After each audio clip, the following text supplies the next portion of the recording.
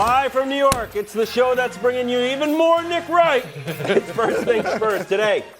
So we trade him to the Cowboys where he's not going to get a chance to play. How bad did the 49ers botch this? I mean, they got less out of a top pick than any top 5 pick in modern NFL history. Whoa.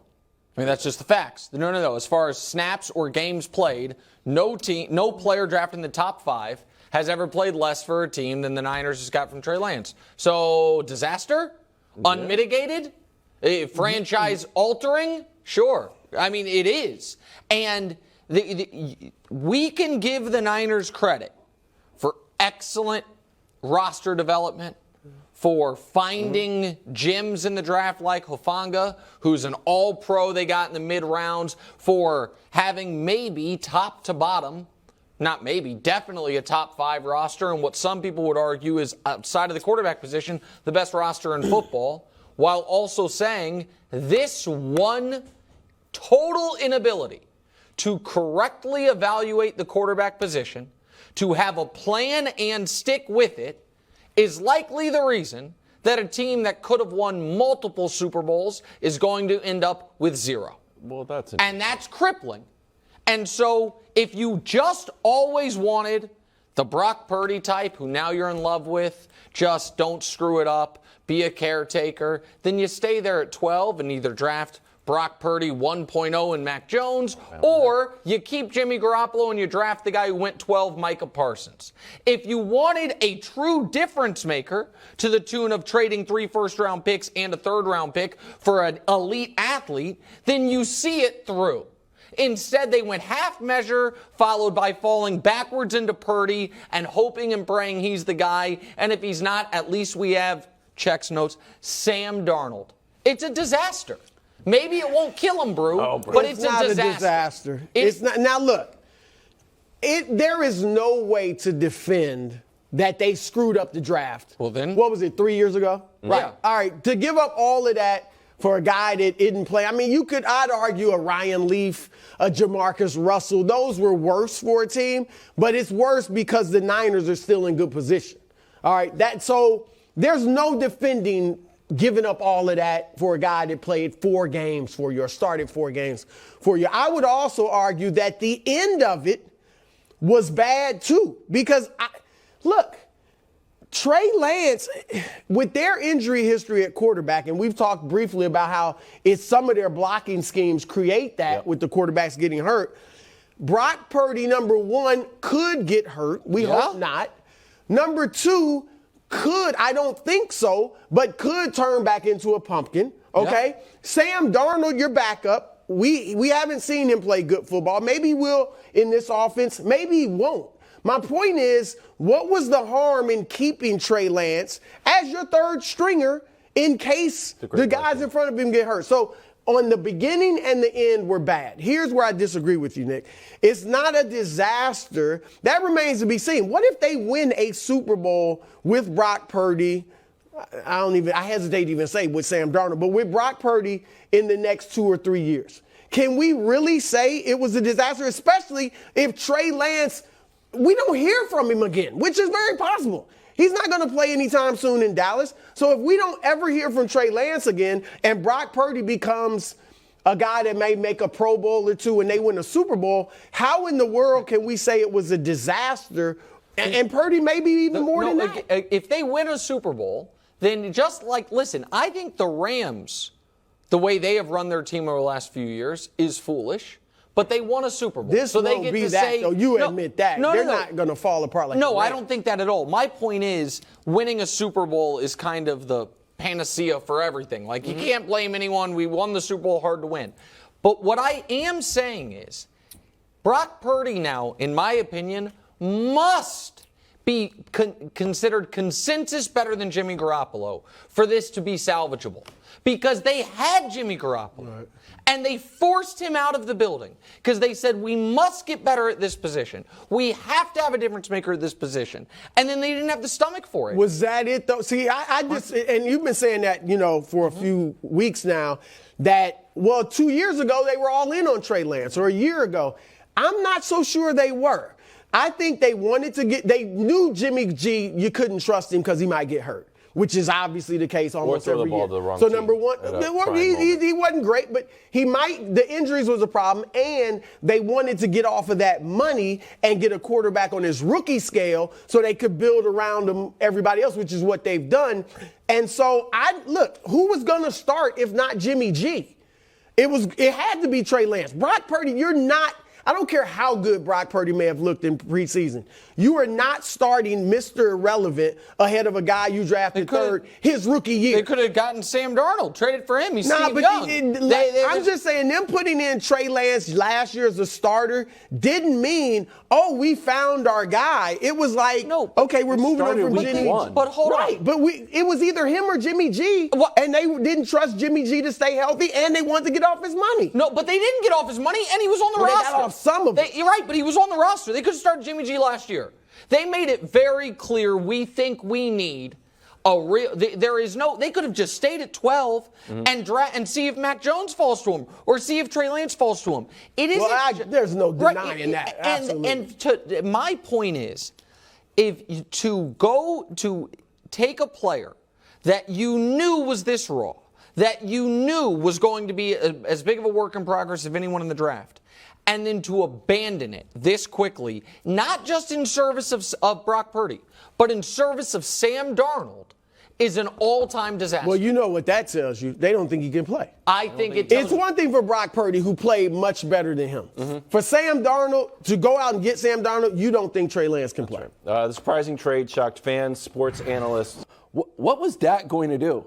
Get on the phone and submarine the trade? No, if but you things told him? leak. You tell your agent, it leaks. I mean, what? So you're saying they should have told him? I think it's bizarre. How should Dak feel about the trade? I think it's strange. I think, personally, I think Dak should feel great in this regard. What? It's another. Listen, the Cowboys, I know it seems weird because Jerry's hokey and he talks about glory hole and all these funny quotes. They're a well-run team, man.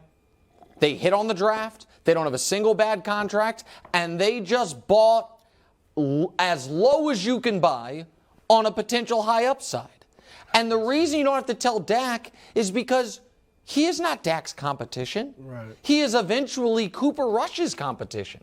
He is also a insurance policy if in a year Dak plays ultra hardball with the pending contract extension that we've talked about because they can't franchise tag him in 2 years, that, hey, maybe we have a developmental player that has higher upside than Cooper Rush. But Dak shouldn't be, unless Dak was like best buds with Will Grier, he shouldn't be upset about this. Well, yeah, that's an interesting point you make because, we saw his body language. He didn't look thrilled because of the trade, but I'm not an expert in body language, but I didn't see a guy that's worried that, oh man, they brought in my competition. I saw a guy that legitimately seems to have lost a close teammate, if not a friend, in Will Grier. He's been there a couple years. You're obviously close in the quarterback room. So that seemed to bother him. But look, for those who think Dak should be worried that, Trey Lance is brought in to take my job, if he wasn't worried about Cooper Rush, who went 4-1 and beat Cincinnati and a couple of division rivals, he's not going to worry about Trey Lance. Now, but you guys know what I always say about Dallas. Jerry Jones. F game. The F game from Jerry Jones. He is always creating unnecessary distractions. And that's what this is. This is an unnecessary distraction. So you don't like the trade? Look, from a football sense, I do like it because you're right. You got a guy that might be able to play, could certainly be a backup to Dak, and he could probably play similar to Dak as far as style for nothing, right, for a fourth-round pick. But today, every show like this on multiple networks is talking about, is Trey Lance eventually the starter for Dak? Does this give Jerry Jones leverage in their upcoming contract negotiations? It's an unnecessary distraction. And that's what Jerry Jones is always creating with his team. And that's a problem. Do you think this was a good move for Trey? Because it felt like he couldn't beat out Sam Darnold for the number 2 spot. Well, now you're in Dallas. I don't think you're beating out Cooper Rush. So how are you supposed to develop as the third string guy in Dallas. Can I say something real quick about who he can and can't beat out? Sure. I think what hurt him in the Darnold competition was if Trey Lance, you want your backup quarterback to play stylistically as similar as possible to your starting quarterback. And obviously they were going to have a totally different offense last year when Lance was the starter than the one Purdy runs. And so if Purdy's your unquestioned starter, having your backup be a guy who is just a worse version of Purdy as opposed to a guy who would have a totally different style of offense, I think that makes sense. Albert Breer said that today on The Herd. I thought it was smart. I think it's a good point. If let's say Atlanta was the second place team, trying to trade for Trey, then I would have said that would have been better for Trey. Good, because you can get on the field. But we heard Buffalo might have been, was one of the teams calling. It's not to compete with Josh Allen. Right. You know what I mean? So I don't think Trey was going to be, it looks like, competing for a starting spot for anybody this year. I do think Dallas is a well-run team. I know, again, I think they do smart things. They don't have any bad contracts. They consistently hit on draft picks. And this, to me, is saying, even though I have problems with Mike McCarthy's clock management, getting him in a program that does a good job in developing players. Cooper Rush didn't develop out of nowhere. Dak didn't develop out of nowhere. And saying, hey, see what you can turn into, and maybe by the end of the year, Brew, do you think he could have a package? Do you think they could have? No. So you don't. Starting quarterbacks don't like when somebody's brought in to have a package. I want to be in there every play if I'm running the ball. For the most part. I mean, here's the thing. I don't think it's good for Trey because he's clearly the third stringer, okay? And how much is he going to develop when he's running scout team reps against one of the best defenses in football? Maybe a lot. Is he really going to look good? He's probably not going to look very good. And his confidence already is shaken, so it's probably going to be shaken even more when Micah Parsons and those guys are tearing him up. So, in other bonus quarterback news, here's Jerry talking about bolstering the quarterback room through the draft. And hold on, you're going to draft Jalen Hurts? Take a listen. Bruce, nothing. Why? That's what I'm saying. Why? Unnecessary distraction. This is nothing in that there's no way Jalen Hurts ever plays for the Cowboys, or at least anytime soon. So why are you bringing it up? Because he's awesome. It's not like Trey Lance, okay, we don't even know if he can play. Jalen Hurts, we know can play. Mm-hmm. And you're now telling your starting quarterback, we really wanted him, who right now looks better than Dak. And again, he's never going to Dallas, so why? Bro. It's an unnecessary distraction. Hold on. Aren't you, haven't I heard you say that if any of these comments or if anything like that shakes a guy's confidence, then he's not the guy anyway? Yep. So what if any of this is just Jerry Jones turning up the heat a bit on Dak Prescott when they think they have a Super Bowl window? When they think right now we can win, and I don't mind if my quarterback hears me say, yeah, a couple years ago we would have maybe taken Jalen Hurts in the third round if he were still there. Right now we have, if you... He might be doing that. That's the only thing that kind of makes sense to me other than just... And he's just running talking, off in his mouth talking. I mean, he's just talking. But here's the thing. The problem to me is not between Dak's ears. It is the questioning. Reporters in Dak's face, before they play Philadelphia. That's right. Jerry said they would have liked to have Jalen Hurts. How you feel like, that right. Stuff creates, and they're not only asking Dak, they might ask other players. Yeah. Everybody's talking about it on radio and TV. That's just ridiculous. Again, and I'm not trying to be the Cowboys defender here. They had an unquestioned quarterback in Tony Romo. And then they said, you know what? In the fourth round, the kid from Mississippi State seems like good value. They drafted him. Romo then broke a vertebrae, never played again, and Dak took over.